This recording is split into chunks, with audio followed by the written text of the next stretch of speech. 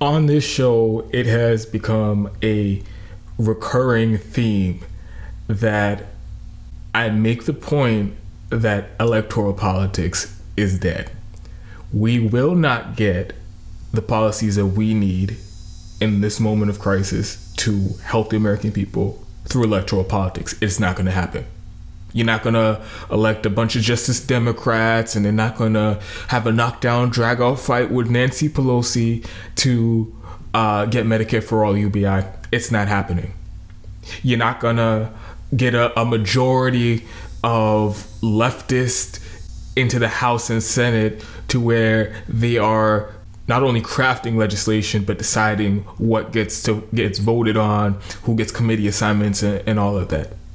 It is not going to happen, at the very least, not anytime in the foreseeable future, and we need those policies now. So I'm constantly making the point that if you want these policies, if you want Medicare for all, if you want UBI, monthly recurring payments during this economic crisis, if you want rent and debt cancellation, if you want affordable housing, if you want worker protections and hazard pay for workers, if you want any of those things, you're going to have to get it in the streets through public pressure campaigns. We need to make it clear to politicians that you do your job and represent us and work for us, or business as usual cannot and will not continue. A couple days ago, I was asked by a columnist in my local newspaper, the Orlando Sentinel, if I can write a piece about this, because I talked to him about a public pressure campaign to basically shame politicians into doing their job. And so I wrote it, and today it was published. It is funny because 2 weeks ago I had no intention of ever being a writer, author, or anything like that, and now I'm published in the second largest newspaper in Florida. By the way, I will put a link to that definitely in the about page of my YouTube channel, maybe in the description box. It'd be really cool if you guys just click the link, read the article. It's not even that long, but I'd really appreciate that. This can manifest in what is really the ultimate goal, a general strike where the workers who have now been labeled essential workers just stop working and shut down essential services that are necessary in communities and cities across the country until demands are met. Workers at gas stations, workers at grocery stores, workers at restaurants, workers in the healthcare industry, workers at Amazon warehouses.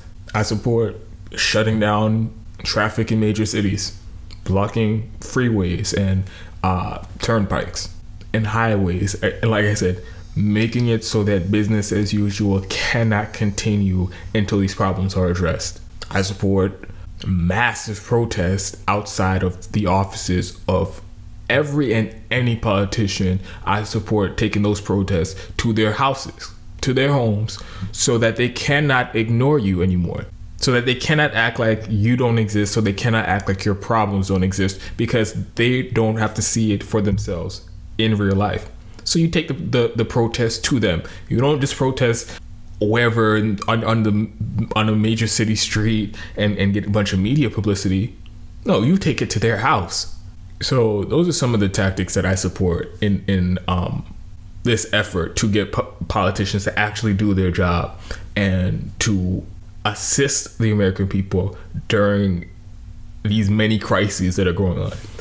And there's this common misconception about activism, and I kind of touch on it in the piece that I wrote.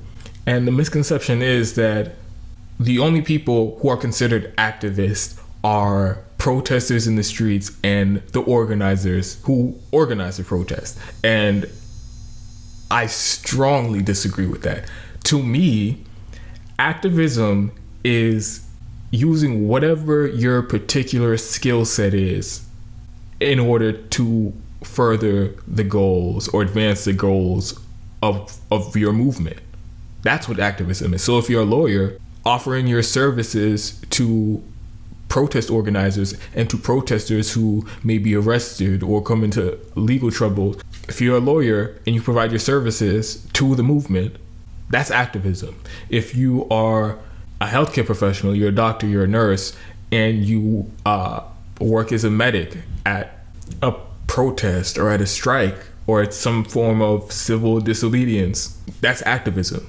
For me, as someone in media, I use my skill set to inform people about the details of these policy issues that they may support, that they may be against.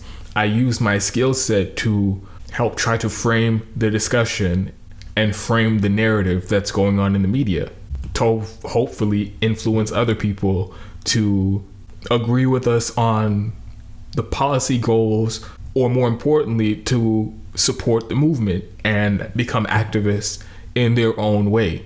And that was really the purpose behind me even reaching out to a columnist at the Orlando Sentinel, because I could see that he, kind of agrees with me that, or sees our point of view that the politicians are not doing their job. They are not representing the people. So I asked him to use his platform to be more adversarial, to call out the politicians, and to get other people in local media to do the same thing. And then he ends up asking me to write a piece in the Orlando Sentinel. So I just hope you guys do the same thing. Pressure your local politicians, pressure your congressional representatives, your senators, and try to get them to do their job. Try to organize people and try to create a public pressure campaign to get them to do their job. Because like I said, electoral politics is not solving anybody's problem. Nobody has time to wait for the midterms, or to wait for another general election, or to wait 6 more years or 8 more years until we have enough lefties. And then nobody has time for that. That's not happening. So if you want Medicare for all, you want UBI, you want rent and debt cancellation, you want worker protections, let's force politicians to do their job.